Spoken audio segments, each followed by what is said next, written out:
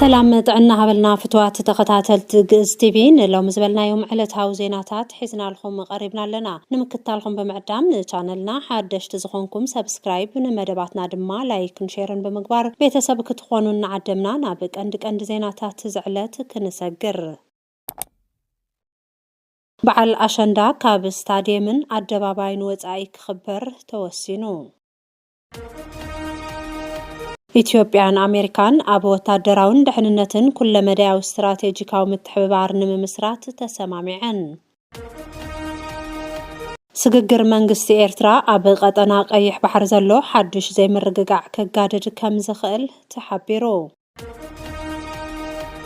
እስራኤል ክሲ ከም ዝቀረበላ ተሓቢሩ ዝብሉን ካልኦትን ዜናታት ዝዕለትዮም ሕዝና ብዝርዝሮም بعل أشندا كاب ستاديمن عدباباين وزعي كخبر توسينو بمخنيات عبل عليه زاناتن دق أنستيون حاويسو عبل عليه حزب بزفت أمزلود دبداب عيرن درونن عب ستاديمات تقراي كخبر تحاسيبو زنبرا كبرا بعل أشندا كامز تسرزة بيرو بحلن توريزمن تقراي أفليتو عب ملاء تقراي زلخن دق أشندان متحبابرتي بحلن توريزمن عب باب مندرخن بحلن كبرن أشندا عقب كن كتخبرو نصوع كبلو حلافي بيرو بحلن توريزمن تقراي أيت دوري قليتهم بعل شندان مخبار علمو أبز تسالت مدرخ استرخبو حلافي بيرو بحلن توريزمن تقراي أيت دوري أسقدهم بعل شندان مخبار نشبا شبال لؤوان أب كتما مغلاء أبل علن تحان زيقاتات زتفت مدبداب درون تاريكي غرازي يبلو تقباريو خنان دما يقبع إلهم بعل شندا كبرتات تقارب زنت أبار أمالكو عقوان ناتسرحان تمتا يخون بر أبل علن أبزفت أمزلو دبداب درونن سقاتو كيناتن نتبعل أب ستاديم تقراي كي يخبرن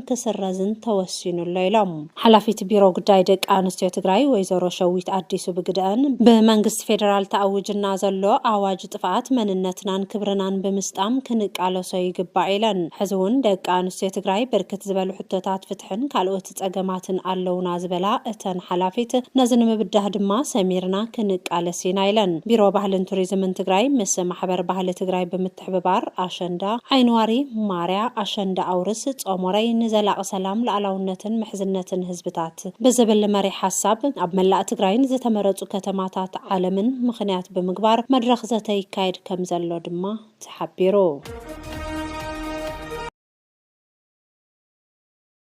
ኢትዮጵያን አሜሪካን አብ ወታደራውን ደህንነትን ኩለ መዳያው ስትራቴጂካው ምትሕብባር ንምስራት ተሰማሚዐን ኢትዮጵያን አሜሪካን አብ ወታደራው ጸጥታን ኩለ መዳያው ስትራቴጂካው ምትሕብባር ንምስራት አብ ስምምዕ ከም ዝበጽሓ ሚኒስትር ምክልኻል ፌደራልን ሚኒስትር ጉዳያት ወጻን ብ15 ነሐሰ 2018 አብ ዝሃብዎ ናይ ተናጸል መግለጺ አፍሊጦም በሚኒስትር ጉዳያት ወጻን ዋና ዳይሬክተር ወታደራው ምትሕብባርን ሜጀር ጀነራል ተሾመ ገመቹ ላዕለወት ወታደራው سب سلطان حويسوز تمرحل أوه كاب 13 كساب 14 نحسة أب أمريكا بزكايدو نايس راح عدت مسمزان نؤمن كالوت لعلوت وتدراو مرحت أمريكان أب بينتاغون كل التعاون من مخخر أكايدو أب تمساسال عدت أب بينتاغون مكتل تحقاقازي صحف مكلخال قدات أفريقيا مس برايان جو أليس أب زقبرو حبراوزته وتدراون دبلوماسيون متحببار كل التين هاجرات ناب حدشن زلعلن معرف نمسققار أب سممع كمستبصحه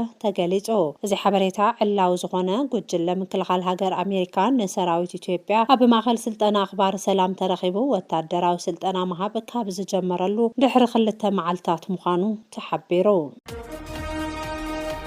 سجگر منگستی إرترا أب قطعنا قیح بحر زلو حدش زي مرققع كقادر كم زخل تحبيرو دحري مبقع زبان سلطان برزيدنت إساياس أفورقي أب إرترا زهلو ملكع بوليتيكان نطور تكالاو قرطن بزي مهلاو نتهاجر نابز عبين أي سلطان مسحب كاب مقلعو بزي سجرة نملا زوبا قيح بحرن كارنا أفريقان نحدش زي مرققع كقالع كم زخل أب قربا أوان voice of Ethiopia أب زوج أواناو تنتانه عمل كيتو اتيت أب كم زملا خطو إيرتران أترنتا كابت وجلوش حنت شعتميتن 93 عام تمرت فرنج جميرة أبتحت في التسمع ومرحنة بريزيدنت إساياس أفورقي تم حدرت أنحت ولا كونت نبرت كساب حزقنا حق من قستاو شققر سلطان ويدما علاوز تشومم خط البريزيدنت يبلان زد ما دحري موت بريزيدنت ويكاب سلطان مراد أبتا هاجر لعل زغونة بوليتيكاو كفتت كيف الدار سقاطات أقميت الله اتتبتاب بمسرة اتتنتانة زي تكالاو قرص زي مهلاو ኣብዞም ዝስዕቡ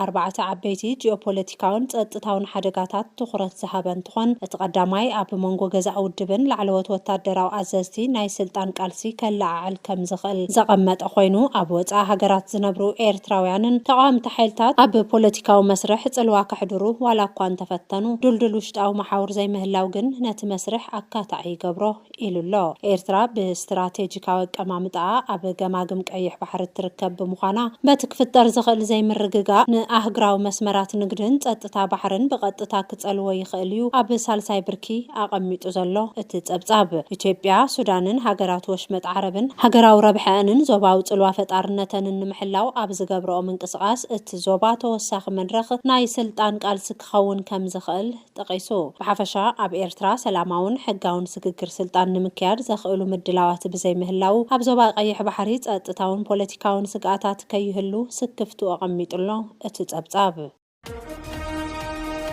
ብሰንኪ ጉድለት ድሕንነትን ህንፀትን ፕሮጀክት ኒውክለር ግብፂ ኤልዳባ ዓብዪ ወቐሳ ከም ዝቐረበላ ተሓቢሩ ኣብ ሰሜናዊ ገማግም ባሕሪ ግብፂ ኣብ ህንፀት ዝርከብ መመንጨዊ ሓይሊ ኒውክለር ኤልዳባ ዓበይቲ ጭቡጥ ቴክኒካዊ ጉድለታት ከም ዝተረኸበ ዕላው ምዃኑ ስዒቡ ድሕነት ኒውክለር ምሕደራ ፕሮጀክት እታ ሃገር ኣብ ሕቶ ከም ዝወደቐ ተሓቢሩ ብመሰረት ጋዜጣ ኣሜሪካ ፖሊቲኮ ዕላው ዝገበሮም ሚስጥራዊ ደብዳቤታትን ውሽጣዊ ሰነዳትን ሰብ መዚ ኒውክለራዊ ሓይሊ ግብፂ ከይዲ ህንፀት እቲ መመንጨዊ ሓይሊ ዘሳልጥ ዘሎ ትካል ሩስያ ሮስታም ብርክት ዝበሉ ጥሕሰት ድሕነት ብምጥቃስ ክስ ኣቕሪቡሎ እንተኾነ ግና እቲ ተግባር ዕላው ምስ ኮነ መንግስቲ ግብፂ ነቲ ዛዕባ ምቅላልን ሓቅነቱ ክሽፍንን ዝገበሮ ፃዕሪ ብብርኪ ዓለም ነታ ሃገር ተወቃሲት ከም ዝገበራ ተሓቢሩ ብድሕሪ እቲ ብሓፂን ዝተሰርሐ ሽፋን ቁፅሪ 4 ሪኣክተር ተባሂሉ ዝፅዋዕ መብላዕ ልዒ ክፍሊ ክፍተታት ዝተረኸቡ ኮይኖም ተመሳሳሊ ዓይነት ስራሕቲ ንምስራሕ ዝተረኣዩ ክፍተታት መሰረተ ልምዓት ንምስትኽኻል 1 ዓመት ከም ዝወሰደ ተገሊጹሎ ሰብ መዚ ግብፂ ንትካል ሮስታም ከይዲ ህንፀት እቲ ፕሮጀክት ልዕሊ ፍርቂ ከም ዝተዛዘመ ገይሩ ንምቕራብ ማዕሸው ስራሕቲ ፈጠራ ተጠቒሙ ብምባል ከሲሶም ውሽጣዊ ሰነዳት ከም ዘመልክትዎ ምጅማር ቀዳማይ ክፍሊ መመንጨዊ ሓይሊ ብውሕዱ ን18 ኣዋርሕ ከም ዝተናውሑ ይሕብሩ እቲ ጸብጻብ ዕላዊ ድሕሪ ምዃኑ ድማ ቤት ዕዮ ተቆጻጻሪ ኣካል ግብፂ ነቲ ጉዳይ ኣብ ክንዲ ዝምርምሮ ቅኑዕ ዘይኮነ ምስሊ ኣቕሪቡሎ ብምባል ክኽሕዶ ከም ዝፈተነ ተሓቢሩ እታ ሃገር ነቲ ልዕሊ 28.5 ቢልዮን ዶላር ወጻኢ ዝተገበረሉ ዓብዪ ፕሮጀክት 25 ሚልዮን ዶላር ዝኣክል ብናይ ሩስያ ልቓሕ ዝሽፈን እንትኾን ነቲ ግዙፍ ፕሮጀክት ብዝግባእ ክትቆጻጸረሉ ትኽእል ዓቕሚ ከም ዘይብላን ከይዲ ህንፀት ድማ መስፈርትታት ከም ዘይማልአ እናፈለጠትን ነቲ ጸገም ክትሽፍኖ ምፍታና ንወቐሳ ኣቃልዕዋ ይርከብ እቲ ኣብ ግብፂ ዝተረኣየ ቴክኒካውን ምሕደራውን ክፍተታት ተመሳሳሊ ህንፀታት ንምክያድ ምስ ትካል ሮስታም ዝተፈራረመ ሃገራት ኣፍሪቃ ኢትዮጵያ ሓዊሱ ከም መንቅሕ ክኾነን ከም ዝኽእል ድማ ተሓቢሩሎ እስራኤል ክሲ ከም ዝቐረበላ ተሓቢሩ ብሪጣንያ ፈረንሳይ ጀርመን ጣልያንን ካናዳን እስራኤል ኣብ ዌስት ባንክ ሓደሽቲ ሰፈራታት ንምህናጽ ዝሓሰበቶ መደብ ኮኒነን ተወሳኺ መንግስቲ እስራኤል ኣብ ዌስት ባንክ ብፍላይ ኣብ ከባቢ ኢዋን ዝወሰዱ ውሳነ ተቐባልነት የብሉን ክብላ እተን ሃገራት ገሊፀን እቲ ትልሚ መፍትሒ ሓሳብ ክልተ ኣብ ሓደጋ ዘውድቕን ዓለም ለኻዊ ሕግታት ዝጠሓሰ ምዃኑ ነቲ ውሳነ ብቕልጡፍ ክትምልሶ ፀዊዖም ተወሳኺ እቲ ፕሮጀክት ሰፈራ ኣብ ምዕራባዊ ገማግም ባሕርን ዘሎ ዘይምርግጋእን ዓመፅን ዝያዳ ከም ዘጋድዶ ገሊፆም ተን ሃገራት ኣብ ዘውፅኦ ሓበራዊ መግለፂ ኣብቲ ጨረታ ህንፃ ዝሳተፋ ትካላት ኣብ ተሓታትነት ክወድቁ ከም ዝኽእሉ ኣጠንቂቐን ሓበራዊ መግለፂ እተን 5 ሃገራት ንፖለቲካ እስራኤል ኣብ ሕቶ ምልክት ከእትዎ ይኽእሉ ክብል ቢቢሲ ጸብጺቡሎ ክቡራት ተኸታተልትና ንሎም ዝበልናዮም ሓደሽትን ኣገደስትን ሓበሬታታት እዚኦም ይመስሉ ነይሮም ኣብ ቀጻሊ ብኻልኦት ሓደሽትን ኣገደስትን ሓበሬታታት ክሳብ ንራኸብ ንቻነልና ሼር ላይክ ሰብስክራይብ ብምግባር ቤተሰብ ሁኑ